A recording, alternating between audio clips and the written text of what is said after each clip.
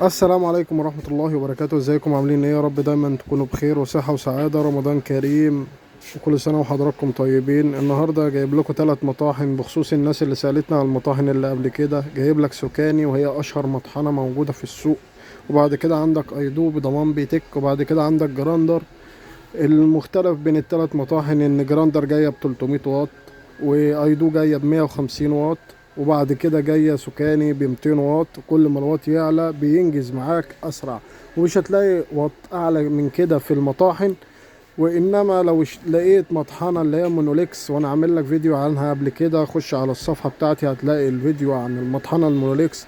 مطحنه تستحق ان انت تشتريها وتدفع فيها فلوسك، مطحنه محترمه جدا. لو ما لقيتهاش، ال3 مطاحن دول جمال وكويسين، الخامات بتاعتهم كويسه. ايدو تفرق عنهم ان هي بتشحن، يا دوبك ان انت بتشحنها وتشيل الشاحن وبعد كده تقوم مشغلها. دي الفرق بين ايدو، كله شغال بعد كده دايركت بالفيشه. عندك بعد كده المطحنة البوش، ومطحنة البوش دي برضو محترمة وكواليتي عالي ومحترم كشغل وأداء.